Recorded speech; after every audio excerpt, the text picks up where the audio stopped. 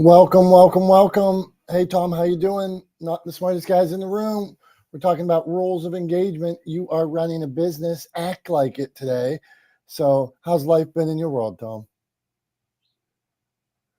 Good, man. Good. Yeah, everything's going well.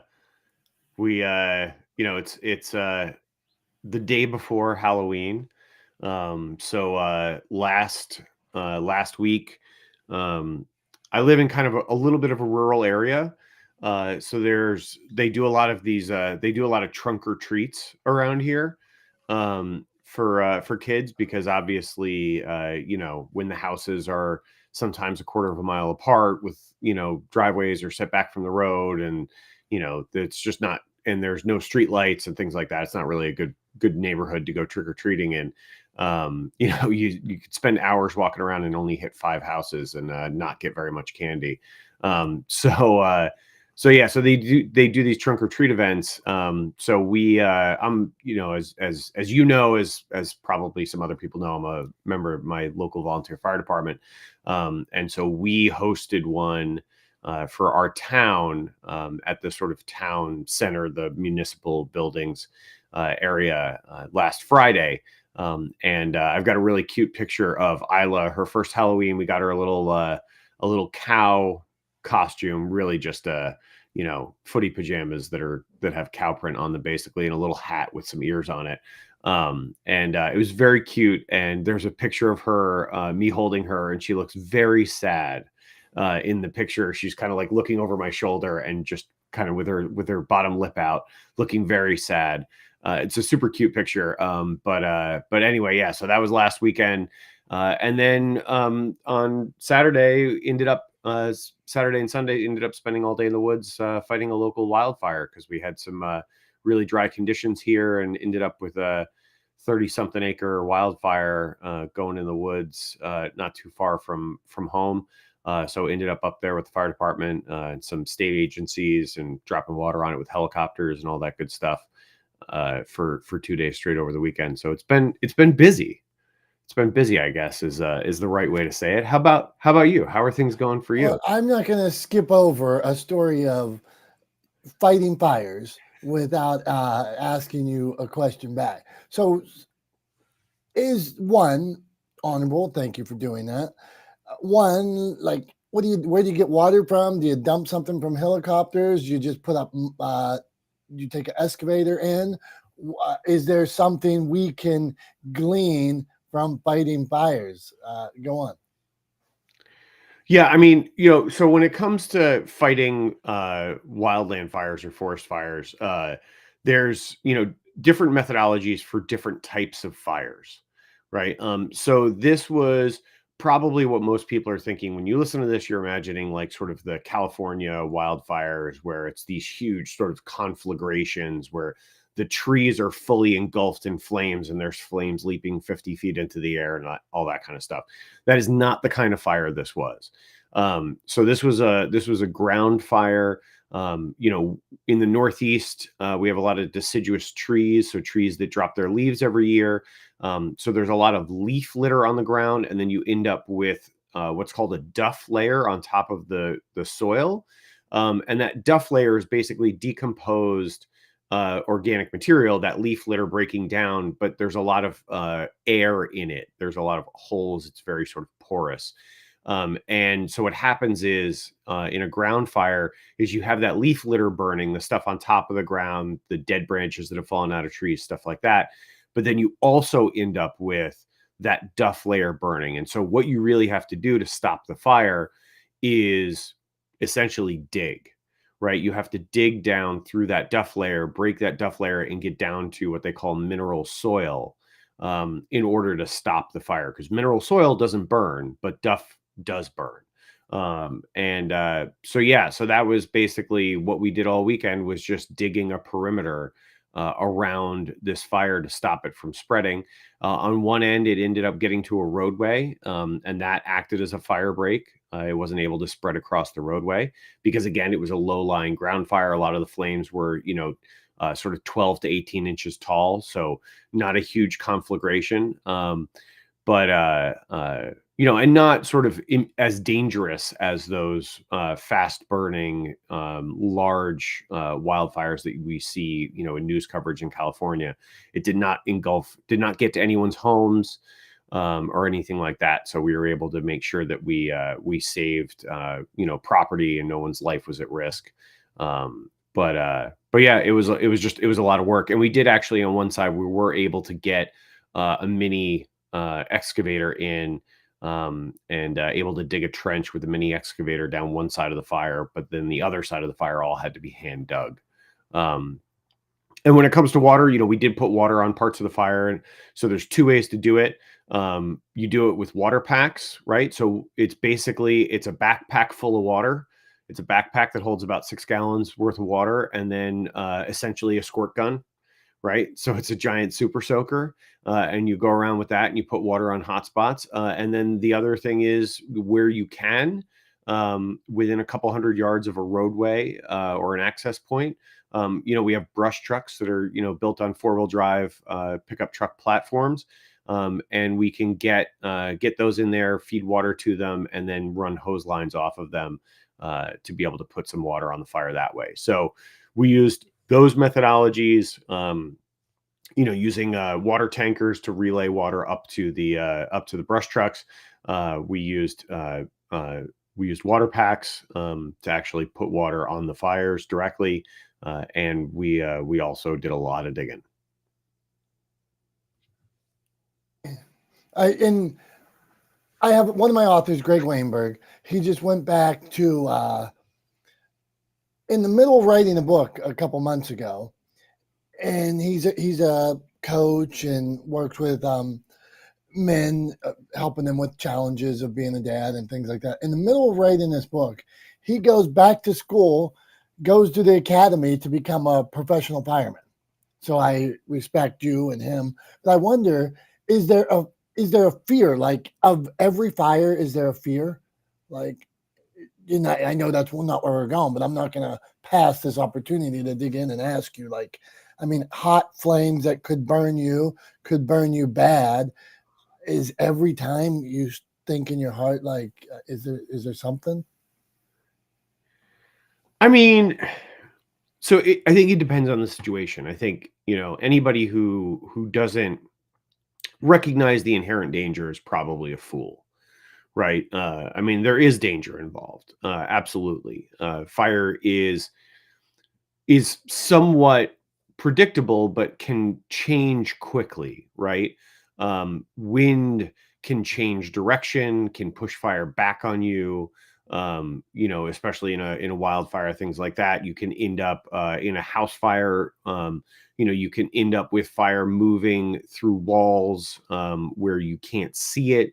It can move. It can be burning underneath you, in the basement or on a floor below you that you're not aware of, that can create dangerous situations. So I think, anybody who doesn't recognize the inherent danger is a fool. But I think the key to sort of, being able to operate in those conditions is having a healthy respect for what you're doing, and the inherent danger associated with what you're doing, and then using that respect to keep yourself and the people with you safe, right? So that's a big part of it, is always kind of looking out for your buddies, making sure that everybody is operating, safely and responsibly. People do get caught up in the moment, and have a tendency to run a little bit wild and get a little bit reckless in the heat of things. No pun intended, right? But in all the excitement of knocking down a fire, of putting out a fire, and sometimes that can create really dangerous situations. So, you don't go in there, shaking with fear, but you definitely have healthy respect for the danger of the situation, and the gravity of the situation you're in. There was no point over the weekend where I was even remotely fearful for my life. Definitely not at all. There were times when, I was thinking, like, okay, if the wind turns and this really comes back on us this direction, we're gonna have to head down the hill this way to get away from it. Making sure that you don't kind of paint yourself into a corner and end up in a situation where you can't get out of there. But even so, again, the flames were small enough you could literally jump over them and be in a relatively safe area that you could walk through that had already burned. So there was never a point over the weekend where I was in any real fear for my well-being. We were trying to make sure that people didn't get hurt, didn't overexert themselves, which is always a cause for concern. You're hiking up and down very steep terrain in the hills fighting this fire, and I'm fortunate enough. I've got a really good base of fitness. It's relatively straightforward for me to do. I spend a lot of time exercising and training. So for me, it's comfortable ish. But for other people who don't do what I do in terms of Ironman training or athletics, it can be dangerous, right? To go from 0 to 100 in terms of level of exertion can put a lot of strain on people's bodies. And one of the most common causes of death for firefighters is heart attack. So we're always watching out for those kinds of things, much more concerned for people getting injured from the terrain or overexertion than there was from the fire. Well, Tom, it is good work you do. And so, no, telling us about a forest fire, I want to, not to be like, hey, this weekend I went to a Steeler game and cheered like hell, I think we should talk about it a little bit. So, okay, not the smartest guys in the room. We're going to talk about the rules of engagement today. You're running a business. So one of the things I would say, what is your business? What do you do? Who's going to buy it off of you? Like somebody will come to me with some idea, and I have a lot of ideas, right? I love ideas. And there are millions of bad ideas. And you think, who's going to buy that? Who would want that? Why would they work with you? What do you know about it? So, Tom, that's where I want to start. So then we're coming to you, Chris, Julie, what's going on? Rules of engagement. You're running a business. Hello, everybody who's here today. Go on, Tom. Well, I'm curious, Dom, if there's something specific or a story you can share that kind of that brought this front of mind for you. What kind of put this on the front of your mind?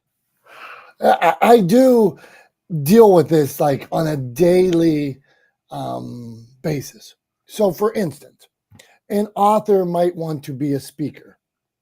Or somebody might want to write a book and say, I want to speak on stages. Okay, it's fair. That's for, what reason? But I see myself speaking on stages. Okay, what are you going to talk about? Okay, well, I'm going to tell my story. Okay, to who? You're going to tell who is it? Hospital systems. I have authors that make big bucks speaking to hospital systems. I have authors that make big bucks speaking to prison systems. I have authors that make big bucks speaking at conventions and things like that. Who is going to pay you to speak? I've spoke a lot of times, I got paid to speak, and there was times when I was coming up through the ranks that I was sharing the wrong message with the wrong group, right? And I'm sitting there realizing, wah, wah, wah, wah. This is not the message for these people. So as I did it more and more, I would talk to the businesses before. What is the message you're trying to get across? How does my message apply? So this is where I wanted to. This is like a daily thing with me, Tom, where I want to speak on stages. It could be somebody that hasn't written yet. It could be somebody we're having a meet and greet yet. Well, and then what are you going to talk about? How does it help them? Why would they pay you? Why I want to speak to Google. Well, how does that apply to Google? And I have authors that speak at Google. How does that apply that what you're saying is going to help Google? So now that you poke the bear, there you go, Tom. What's your thoughts on it? Yeah, I mean, so I got a couple of thoughts on this. I think one is sort of taking a little bit of a step back, right, and looking at this from a higher altitude. I would venture to guess that this is a pretty common thing that happens. Something that I've definitely done myself, and sort of been called to the mat on before, is coming up with an idea, right? Coming up with a solution to a problem that doesn't exist, right? And I think a lot of people do that. It's they have a great idea or something that they think is a great idea. Maybe it solves a problem for them, but it's not a problem that's shared by a lot of people. And if it's not shared by enough people, then it's not viable as a product, right? Or a service. You ultimately you have to solve a problem for enough people to be able to establish a market, to make a business work, right? To generate enough revenue for the business to work. And if the problem isn't big enough or doesn't impact enough people, it's likely not going to work as a business, right? And people like myself and like you who are, I mean, I've always kind of thought of myself as an ideas guy. I have like 100 ideas before breakfast. My brain's kind of always going, and oh, what about this? Oh, maybe we could do this. I wonder if somebody's ever done this before, right? Like all the time that's going through my head. What I find super useful is when somebody calls me to task and asks, okay, well, how many people do you think share that problem? Right? Let's look. Let's do a little research online. Let's see what we can find, right? Is there a market for the solution that you're proposing? Or is it really about solving a problem for yourself? And that leads me into the second thing that I wanted to say is that I think sometimes, and again, I'm guilty of this myself. Nobody's perfect, right? Sometimes you need to be reminded to put your audience first, right? That at the end of the day, as a business, right, as a communicator, as a speaker, right, you are there for the community that you're serving. You are there for the audience. You are there to provide value and solutions to them. And that's what they're paying you for, literally, what they're paying you for. So you have to remember that while you may get really excited about a solution that you've devised, right? You may get really excited about something that you want to speak about on stage. That doesn't necessarily mean that other people are also going to be excited about it or that it serves your community or your audience. So I think it's important to remember that when you're engaged in those activities, whether it's running a business, and that business could be a product business, a manufacturing business, a direct-to-consumer business, a B2B business, whatever the case may be, or your role as a speaker or entertainer or somebody up on stage, educating and providing value to people, you're there for the audience and their needs, their desires have to come first. No matter how excited you are about whatever, wild and crazy idea you've come up with. And believe me, I can empathize. I come up with lots of wild and crazy ideas all the time, some of which I act on, including, Iron Man and all of that kind of crazy stuff. But yeah, just because I'm excited about it doesn't mean anybody else is. I don't expect anybody else to. I don't expect you to go do an Iron Man, Dom, because you've heard me talk about it 100 times, right? I don't expect Chris to do an Iron Man because he's heard me talk about it 100 times. But yeah. So speaking of Chris, I mentioned Chris on purpose. That was a really, really weak segue to try to bring Chris into this conversation. So Chris, what do you think about people who kind of get caught up in their own ideas and don't kind of follow the rules of engagement and put their audience first? And Chris, there you go. I'm on. There he is. On. Yeah. You know what's funny? As a former stand-up comedian, you see it all the time. You get people who are coming in to entertain people who have paid for like a meal, for drinks. Maybe they're on a date and they paid a cover charge to get in there. And on open mic nights, it's everybody in the world who thinks they are the next Richard Pryor. And most of the time, they're not. So when you go to an open mic night, it's exactly that. It's people who think that they are something and they want to, I mean, they're selling it to the people, but the crowd is the absolute acid test for that. And if no one's laughing, you're not selling the right thing. You're not connecting with them in a way that they paid for. And that's a really hard thing too, connecting with people through commonality that's kind of universal, rather than like going to a convention of like aircraft assembly workers. You're going to have to be real specific about your aircraft assembly humor. So the more you stay in your little pigeonhole, the less people you can really help. Yeah, I like that. When you started talking, Chris, about stand-up comedy, the first thing that popped into my head actually was like the first season of The Marvelous Mrs. Maisel. For anybody who's seen that series, that Amazon series, is in the first season, the husband fancied himself a stand-up comedian, and basically he was just ripping off other people's material. And it turned out that his wife was actually the one who had the skill, right? Who had the gift, and the husband was just a bad imitation. So yeah, it just made me think of that people will get up on a stage, and he was up there for himself. He was up there because he wanted to be somebody that people looked up to, literally, as he stood on stage, and his wife was just up there for the laughs. And ended up that she was obviously ultimately successful in that career, and he was not. Well, because she was authentic and he was not. That's who she is, and that's what, when you go up on stage to do comedy, people don't want to see your act. They want to see you and your value to them, giving them a connecting experience. And when you are coming at it from a place of ego, where you're like, I am God's gift to comedy, it's probably going to be a dumpster fire. But when people can smell that authenticity, when they can see it, and they start to see that it's coming from your soul, you can't lose. Yeah, I love that. What do you think, Dom?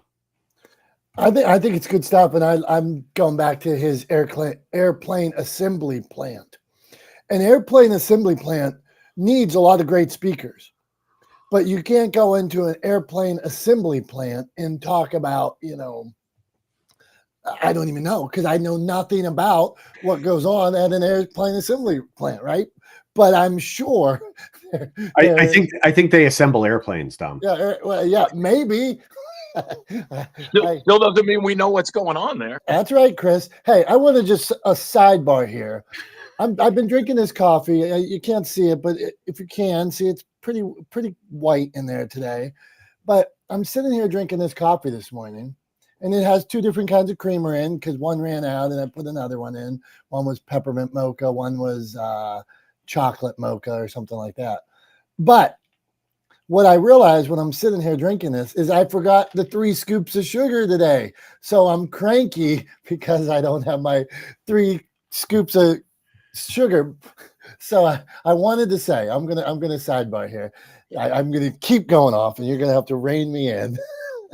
One of the things I was thinking about last year when we handed out lumps of coal at Christmas time, and it's not lumps of coal time yet, but since you were poking me about things that agitate me. One of the things that agitates me so thoroughly right now, and we have a week till election, something like that. One of the things that agitates me so much is a 24-hour news cycle where people give opinions. I wish there was the news like when Walter Cronkite, where I wish there was only like 2 hours of news on all these channels and no opinions. Because the opinions, I wish John Jay was here for me. The opinions are so biased either way that you lose track of what the news actually is. I wish there coming was, up. I'm going to try to get him in. Yeah. Okay. Yeah. Tell him, because Dom's mad about. I just want fact, and then we can all look at these facts and say, yeah, this is clearly a fact. But as soon as people start giving opinion and they're biased on opinion one way or another, man, that's tough. So that's the lump of coal, Tom. Sorry, go on. No, all good. I mean, I was, if anything, I was like almost physically restraining myself from launching into a tirade about the crap you put in your coffee, and all the ridiculous, you don't like coffee. Stop acting like you like coffee flavored, candy beverages, but you don't actually like What's coffee. It matter? See, you're a coffee snob. Tom is a coffee snob. See, this is it. I like what I like. You like what you like. I'm not saying you can't like it. I'm just saying it's not coffee. How do I put my hand up? Ouch. If you, Chris, if you hit mute and unmute yourself, you flash your mic. That's a good way to let us know you want to say something. Which we already figured you wanted to say something, because you started talking. Go ahead, Chris. It's like my wife. My wife is like, "Oh, coffee, I can't take it." Well, now she goes to work and she's like, "Oh, I had 3 coffees today." I said, "All right." So I stopped by work to bring her lunch, and I'm like, "Oh, is that your coffee?" She said, "Yeah." It's diabetes. It's just creamer, hazelnut, French vanilla, 12 sugars, some kind of syrup, and maybe a thimbleful of coffee. And I'm like, wow, you're going hard over here. But that's people who like coffee drink coffee. People who want the caffeine and get late stage diabetes want the flavor. I used to be one of those guys. I was a puffy at 336 pounds. I just sent you a picture of that, Tom, back when we were filming. And just I'm telling you, Dom, get away from that stuff or you're going to be, woo, I don't know, get something else. Like, what can you get that's like some kind of root or something that gives you energy? I don't know. Dom also, I don't, for anybody watching, Dom just showed his cup to the camera again. It is so pale that it looks like he just set it down next to some coffee for a couple of minutes and then picked it up and started drinking it and called it coffee, right? Like it looks like it waved to coffee on its way into the cup, and then he just started drinking straight sweetened creamer, with a bit of an odor of coffee attached today, to Tom. it. What's that? I said, don't forget, I forgot my sugar today.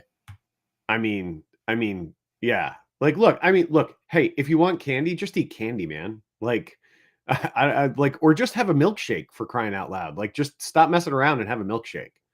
Like, why pretending it's coffee? Just have a milkshake. I like what I like. All right, not the smartest guys in the room. You're running a business, rules of engagement, 24-hour news cycle. Dr. Tachi, Tom, when we started the show, Tom was fighting fires this weekend. So our path is windy today. So Dr. Tachi, you're running a business. Are there rules of engagement, things that make you mad, things that are complete misses where you just wish people would get online, or you see something happening and if they reined it in, they would be far better off? What do you got for us? Wow, that's a lot. Good morning, everyone. Hey I've there. been enjoying this whole coffee thing, etc. Very interesting. I will say this, if you don't mind, I wanted to go back to the message part of it, and it's the same thing when you are coming up with let's say a live stream, right, or a show. Now, in your head, you think this will be helpful. You even may have some proof of 1 or 2 people that it would be helpful for. But do you have overwhelming evidence that this message is going to be helpful to, as Tom said, more than just you, or more than just because you want to do it? And that's fine. You could do it because you want to do it. However, if you are intending to somehow monetize this at some point, it has to be more than just, I think this will help somebody. And to be honest, it needs to be more than about monetization, because then you've missed it completely. It can't just be about money. And we've said that before. But when it comes to creating content, right, and then the eventual goal is to perhaps monetize it, it definitely has to resonate with more than just you and your mama and them. It has to be more than that. So I think sometimes to combat this, asking people, you can ask a few people, but then you can do things like surveys. All sorts of social media have now where you could do polls and surveys, etc., and ask people instead of putting words in their mouth. And again, many of us are going to start with what we think is helpful and things we've noticed that are issues, and then you may start making content about that. However, after a while, if you see it's not resonating or it's not having the intended effect, maybe it's because you didn't ask people what they wanted in the first place. It's the same thing to me as, all some of these groups will go like, oh, we're collecting computers for XYZ country. Or did you ask them if that's what they needed? I can't, first of all, you could tell I can't stand that type of thing. Ask people what it is they need and don't assume that they're stupid and don't know what they need. Sometimes people don't, but I would posit for a vast majority of people, they're quite in tune with some of the things they may need. You can introduce other things that would be helpful, but I think for the most part, many people already know what they need. They just may not know how to get there. So that's my 5 cents, 10 cents, dollar, whatever. I love that, Chris. I'll come to you in a second. Dr. Tachi, thanks so much for kind of getting us back on track. We had been meandering all over the place. So thank you for getting us back on track there. I love the phrase "you, your mama, and them." I that was fantastic. And I think you raise a really good point that the sort of order of operations, right? When you come up with an idea or a solution to a problem, is the first thing you should ask yourself is this something that people need or want? Because it's okay if it's just something people want but don't necessarily need, right? But is this something that people need or want first, right? First and foremost, is it delivering value, right, to people first and foremost? And then secondly, can I make this into a business? Is it possible to monetize this into a business?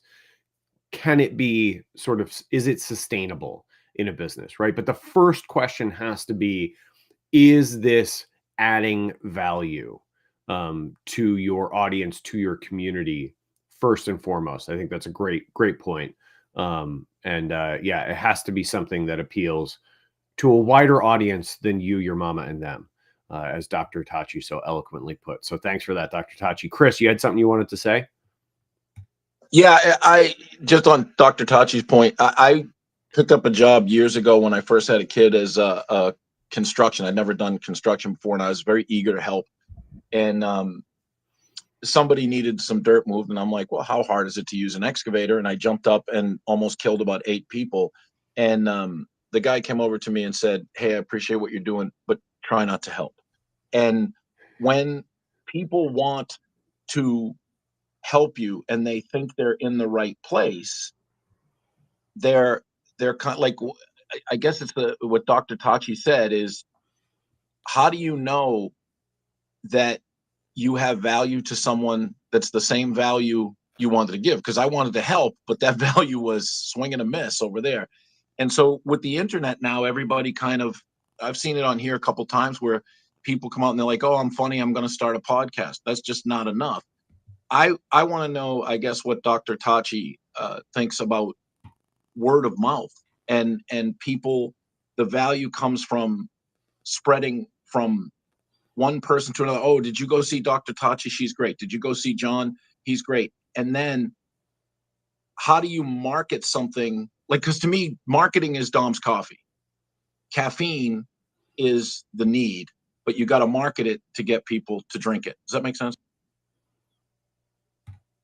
Yeah, I think that makes sense. Dr. Tachi, do you have any thoughts on that, on word of mouth marketing, or how to sort of spread the word to broaden your audience? Yeah, sure. But the for real guru John is here, so I think he would be a better person than I. But I love word of mouth. One thing about word of mouth, though, and it can be very effective. Obviously, it's going to be smaller than in terms of impact in most cases. But we also have to remember that sometimes some of us already exist in, I don't want to say echo chambers, but in people that we tend to commune with people that are like us in most cases. And so what you may end up getting is a whole bunch of yous when it comes to that. And generally that's not what you want. So I think word of mouth can be extremely effective, but there are those cases where it gets spread amongst people that are like each other. And so you don't get as many as you would as if it was broadcast in some other way. That's just my thought, but word of mouth can be effective. Good stuff, Dr. Touch. Well, and I just want to jump on the word of mouth. Depends on whose word of mouth it is, where it goes.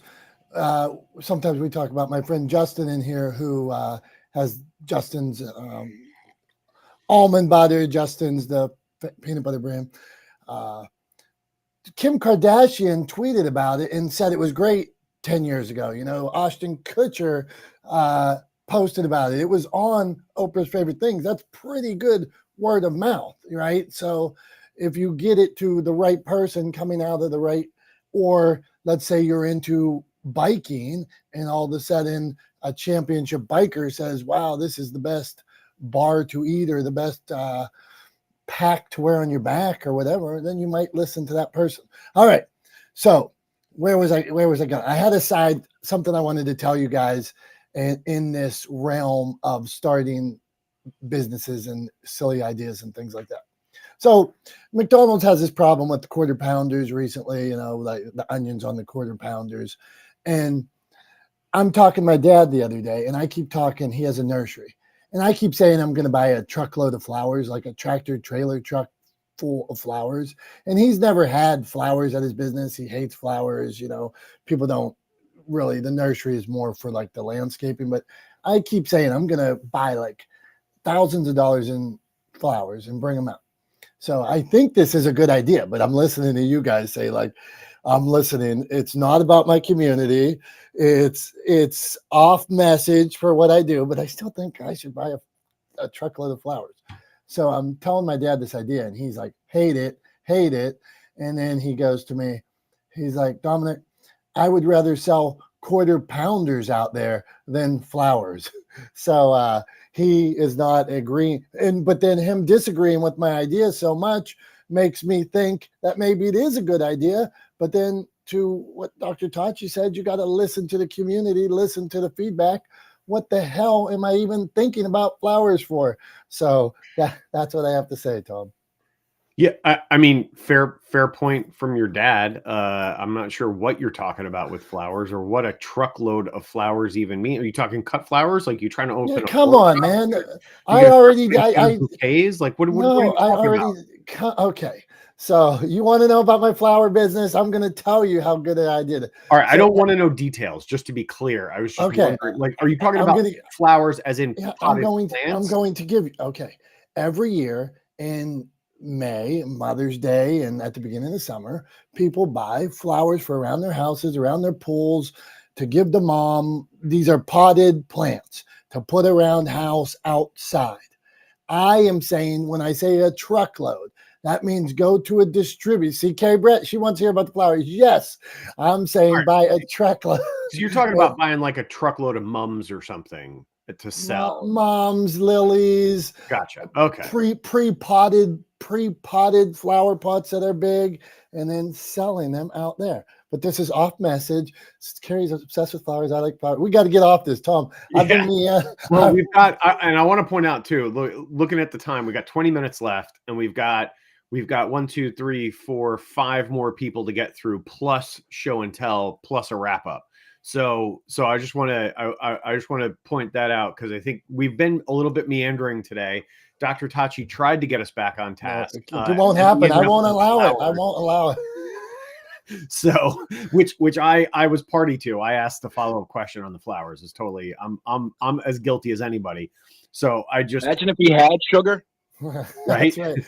So I just big scoops. Yep. Yeah, I just want to point that out. Maybe we should refocus. Get to hear from a few more people before we have to call it in now 19 minutes. So okay, so let's get to Yolanta. We'll get to Julie, John, Chris, Carrie. We're talking about business rules of engagement. That's where we started at. Like if you have some basic rules, if you're starting a business, if you need to do. John Jay, I got off on a tangent about, and we're coming to you for this question, so I want you to think about it. But first, we're going to Yolanta and Julie. I got off on this tangent of lumps of coal, things I hate, and it was a 24-hour news cycle where so much is opinion based. Like I wish there was just 2 hours of fact and then they went off the air, but I want to hear from him on that. So what, Tom, go on. Well, now you're like, oh, we're going to get back on track and talk about business, but here's this other thing I want to talk about. But that one was specifically for John. So, okay, Jolanta, can you do it was specifically for John. Now let's go to Jolanta. Yeah. Go on. Oh, good morning, you guys. The banter cracks me up. That's a-okay. I was just listening on the business stuff because I think it's really important, especially when you're talking about making something viable from nothing. I remember when I started my business almost 15 years ago, and I was still doing traditional form of social media or marketing, if you will. And I loved Dr. Tashi's share about asking, what is it that you want, or what is it in the business that you want, or how are you trying to get your clients? And another thing that came to mind to me was certain red flags when you're working with a business can also be a good benefit to that too. That's something I've been thinking about, because along the way you learn the techniques from the ground up, and then once you get comfortable about asking for those clients, then like, okay, what are some of the major red flags I might be missing? Like, does this person have a business card? Does this person have a website? Do they have a link tree? There's all these different steps that you take to be a reputable business before you can even have something of a product or a service that you want to sell. Or do you have referrals out there? Like she was saying, talking about promotion. How are you marketing? Are you using SEO online? Those types of things to get your business out. Like, are there people here in Clubhouse that can trust and like and no trust factor? So, if Dom has a coffee that he loves from a brand, that's totally okay. And if Tom has real coffee, that's okay. We all like different things, and maybe Julie might like something else. So, we all have different things that we like. But at the end of the day, business is business. And I was thinking about your business card. Like, what does your business card say about you? And I'll end it there. Thanks, Dom. Back to you guys. Jolanta, good stuff. Go on, Tom. I was just gonna say, I love the little, maybe it was a bit of a Freudian slip in there. But if Dom's got a coffee that he likes, that's great. And if Tom has a real coffee that he likes, that's great too. I like that little slip in there. I don't know if that was intentional or not, but I appreciate it nonetheless. But yeah, I mean, I think Jolanta, great points all around. Definitely worth thinking about. And to your last point there about your business card, like what's the impression you're leaving in people's hand, right? Like, what's the impression you're leaving with people when you walk away? When they look back at that card, what are they going to be thinking about you, right? So I think that's a good point as well. Let's keep moving, because again, the clock is ticking, and we want to try to get everybody out of here on time. So unfortunately, Chris had to jump, but Julie is still here. Julie, what in your mind are some of the rules of engagement when it comes to business and growing a business, starting a business? What are some of the things that people should keep in mind?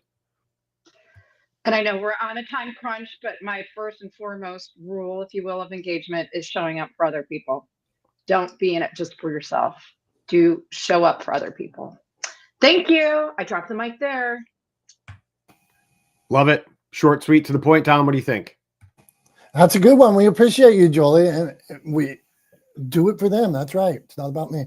All right. You want to set John up for my question, Tom, since I'm obviously out of control today? Well, I mean, John, obviously you can hear, we've kind of been all over the map today. We've been talking about all kinds of stuff. You've been in here for a little bit, so you've been hearing some of the asides and tangents. You heard all about the flowers. You were here for that tangent, which apparently Carrie wants to get back to, according to what she's saying in the comments.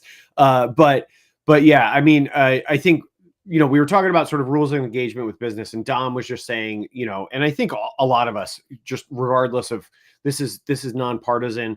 I think we're all sort of getting to our upper echelon limits of how much sort of political news we can take, right? Like we are past the saturation point. And I think, to Dom's point, with the 24-hour news networks, of which there are many, and the need that they have to fill those 24-hour cycles. They have naturally sort of turned to punditry to do it. And you end up with people just spewing opinions, some of which are maybe have some merit or value, but others are completely meritless or valueless. And it's really hard to kind of separate the wheat from the chaff, right? In that context. So, Dom, I guess you wanted to hear what John's thoughts were, as somebody who's in not in news media, but on radio, sort of on broadcast media, what his thoughts were on the 24-hour news cycle. Is that right? Yeah, and really, because I've heard John say a few times, like, that's your opinion. And when he's interviewing people, like, he deals in fact a lot of times, and I've heard him say, that's your opinion. So I wanted to see how he feels about, like, there's so many opinions out there that, like you said, could be meritless, it's not really news. So John, can you give us what an expert like John J has to say? Dominic, Tom, I can't stand it, because most of what we used to call news, and by the way, news stands for North, East, West, and South. We grew up with a different environment where they gave you the facts in 30 minutes. You only had 3 channels to look at, some UHF, that was it. So they had to get as much content as possible and have a fluff story, a feel-good story towards the end. Now it is mostly opinion and punditry, that Tom said, trying to get people to hang on and listen longer, because it's all about business. And that applies to newspapers, radio. Watch your television news channel when it comes to storm coverage, and watch how they ramp it up and they build a frenzy. It is about opinion. Oh my God, you better run to the store. You better get milk and bread and everything, toilet paper, you'll be out. It's all for getting more people, more eyeballs on their products so they can deliver for the advertisers. Having said that, it drives me crazy. So what's an old saying? I can't remember who it said. If you rely on the news for your news, you're uninformed. If you don't listen to the news for your news, you have no information. It's a catch-22. When it comes to marketing your business, here's the philosophy I take. And Julie invited me, and I was busy doing other stuff. Think of your marketing or your promotion of your business as a stool. The more legs you have on that stool, the better you are. Companies like McDonald's, Chevrolet, Ford, they do not rely only on word of mouth. Word of mouth is great, but you have no control over it. They do some branding advertising. If you don't focus on SEO, your socials, and some paid advertising, and put at least 3 legs under that stool, you're going to fall on your ass every time. If you rely solely on word of mouth, which you have no control over, you're going to do everything for free. We lose value what our time is. What are you getting for that time response, for the time you put into it?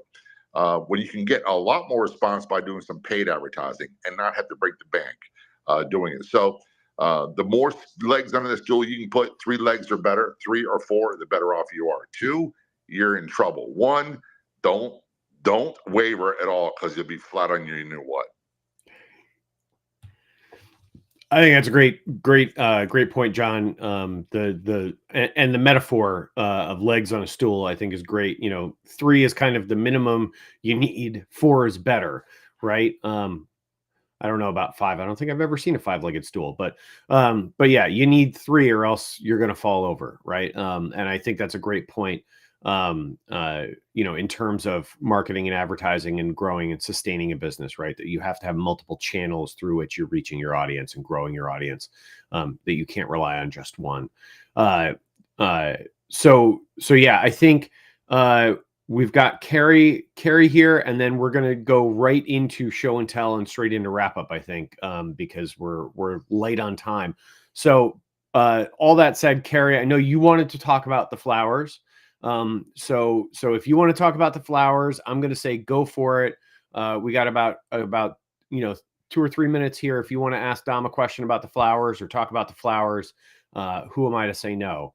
So what do you got? What do you want to know about Dominick's mom's business? It's brilliant. It's absolutely brilliant. You can connect through giving. Julie hit it on the nail. She was like, make it about other people. So when we went to Creative Con, she put things in the bag, the swag bag, One of the things were this like depuffer under your eyes. I buy it every month just because of that, because it made, well, first of all, I was up late imitating John J. Wiley, and then I paid for it the next morning. But that came in handy. Women love pretty things. When I was suffering tremendously during a breakup that was just insufferable, the one thing that I did for myself was I bought flowers because that lifted my mood. It's proven scientifically that flowers heal. And I know that with my mom having cancer, and that inexpensive, relatively, touch builds community. And so if Dom wants to have a truck of flowers, he can build such a buzz in his community. I'm going to come out with my sheepadoodle. You know, we could do Mother's Day mini sessions, tag on social media. You could just build such a movement because I'm telling you, like, I'm looking at this embossed card by a $30 iPhone case that I got in the mail, and they have these colored like accessories to it. And I'm looking at the card. Women love beautiful things. And I just went away with Julie to New Jersey. She gave me this oil. It's called the Good Oil. I shared it with a few women from Breakfast with Champions, and they've all written me because I shared it with them. And they're like, we want to hang out more. Thank you for the tip. It's a way to build a community, and it's through giving. So that's my take. Carrie, thank you. And as I was, the thing that early on when I brought this idea up, I thought it was very off message, flowers and things like that. But I do live in a world where I always say my goal is to share inspiration, positivity, and smiles. So maybe we could make one more person smile by sharing a flower. So we will see. Maybe I will argue with my dad and not sell quarter pounders out of this place. Okay. Dara is on the phone. Dara, if you're not on the phone, okay, we're going to go to show. Tom will go to show and tell then. If Dara gets on the phone, we can meet her real quick before the wrap up. How's that sound? Sounds good to me. What'd you bring? What do you got? Okay, so I am in recovery. I told you guys about on October 8th, I had surgery. I went in for 5 hernias. I got 6 fixed. They found the 6th. So now I've scheduled it around Steeler games. I don't know if I told you guys that. So Steeler home games so I could get my proper tailgating in. But now I'm on the mend. I'm riding my bike again. I was cleared to exercise with 10 pounds, like lift more than 10 pounds, not necessarily exercise with 10 pounds. And now I got cleared for 25 pounds. So all I wanted to show you today is my 2 plates. These are plates, Tom. 5-pound plates that I have close to me, and I am starting to use my 5-pound plates because I will be back better than ever. But we are starting with 5-pound plates, whether it's over the head, whether it's shrugs, whether it's curls, whether it's opening my chest up like this. Starting with 5-pound plates. That's all I got, Tom. Go on. Hey, I like it. And one of the things, I think one of the common misnomers that people have about exercising, specifically with weights and resistance exercising, is that you need heavy weights to build muscle, and it's not true. It's not true at all. Resistance is what you need to build muscle, right?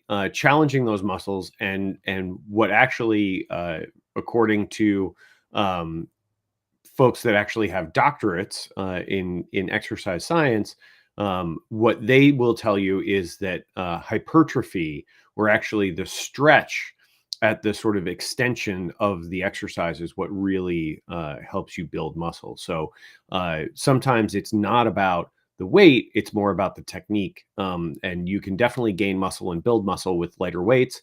So I think it's a good idea to start. And I think maybe it's one of those things to bear in mind as you keep going forward. It's one of the things that I'm thinking about is, when I played football in high school, it was all about, who could put up the most weight on the bench press and who could put up the most weight on the leg press.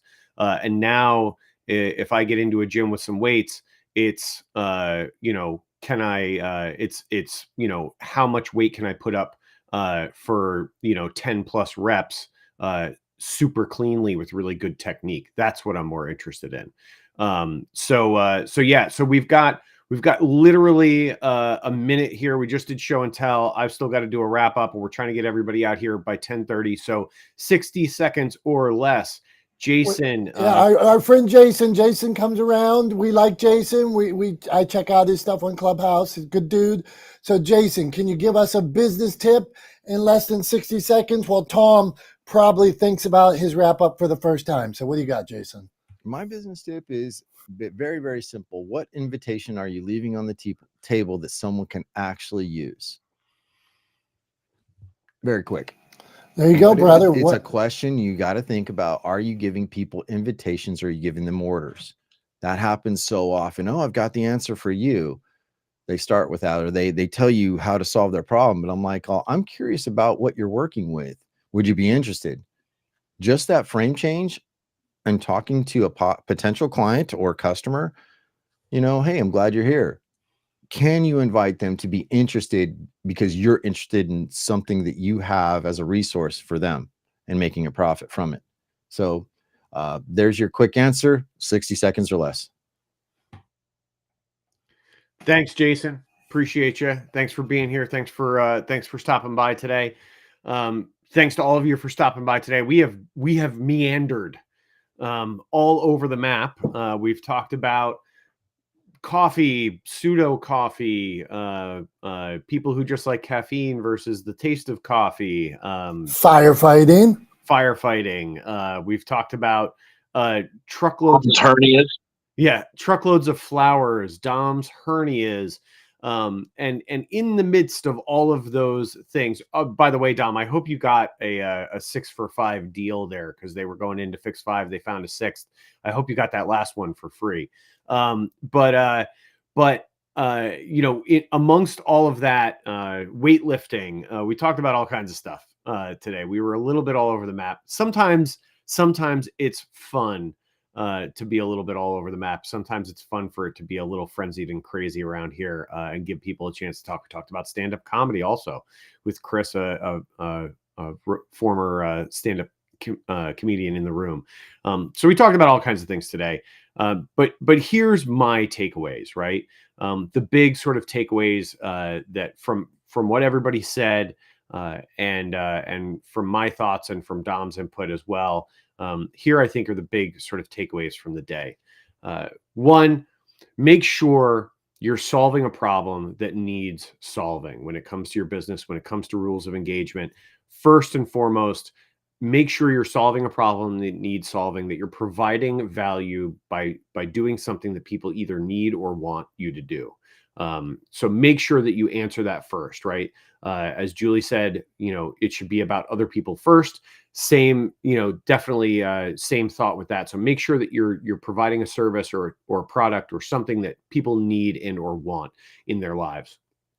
Then worry about figuring out how to monetize that thing. And once you do, if you answer yes, this is something that people need or want, and yes, it can be monetized into a business, then you start thinking about John J. Wiley's advice with, how do I put 3 legs under this stool, right? How do I make sure that my outreach and my marketing and my advertising efforts will actually help me grow this business and make it sustainable long-term, so that I can reach the people that need or want this product or this solution in their lives, so that I can have a broader impact with my business. So I think those are my big takeaways from the day, right? And that's all I got. I don't know what else to say about it. I think we covered a lot of topics, and somehow we managed to provide some value to the audience, despite the fact that we meandered all over the map today, talking about a seemingly unrelated variety of topics. So that's what you get sometimes when you show up for Not the Smartest Guys in the Room. You get Dom and Tom wandering all over the place, and it takes the brilliant people that we bring in here, like Chris, Dr. Tachi, Julie, John, Carrie. I see Lauren, Kevin down there, Beth, Shane, all you folks.